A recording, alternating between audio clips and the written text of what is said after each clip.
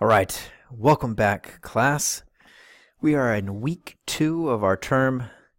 This week we will be looking at some of the early European settlers, the establishment of colonies in the United States, the expansion of Spain, and the growth of the British colonies in North America. This week's readings are both fascinating and challenging, as we will begin looking at the early days of slavery. Before we get into some of the topics, just a short word on the complete reading assignments and assignments for this week. As you will note, this week I have assigned 2 chapters from the American Yap, both chapters 2 and 3. And in addition to those, I've assigned 6 primary sources. Those from chapter 2 look primarily at the words of Puritans and those who established colonies in Jamestown, and looks at some reflections upon indigenous native tribes. Those primary sources from chapter 3 will contrast the differing experiences of those who were forced to travel. Those who traveled across the Atlantic. One is the experiences of a man named Francis Daniel Pastorius, who comes out of his own free will. The second is a more harrowing account that by Olaudah Equiano,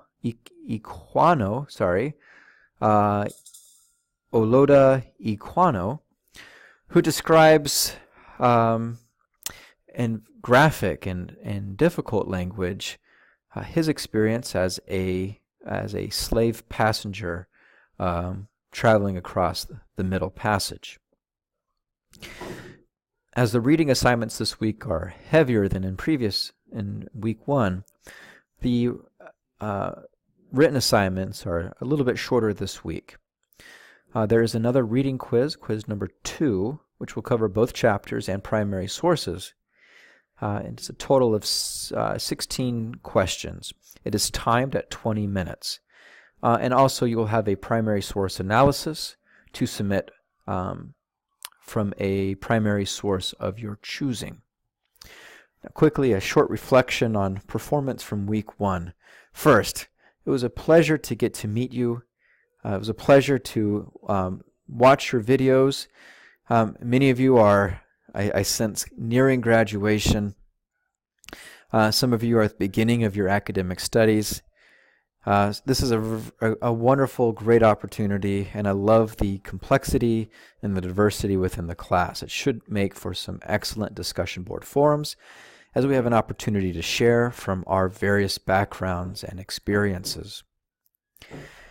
In words related to the primary source analysis, again, while this assignment isn't necessarily challenging, it does require some mental exercise.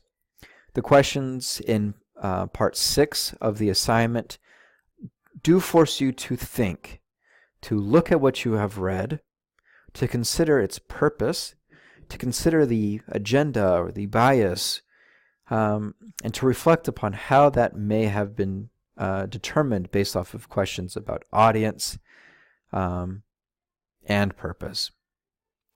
So I encourage you once again this week in your primary source analysis to pay close attention to those questions. I will never deduct points for writing too much. There's always that desire to find just the right balance. Nobody wants to write too much. Everyone wants to write what's the minimum I can write and get away with. I encourage you to change your approach, to change your attitude toward it.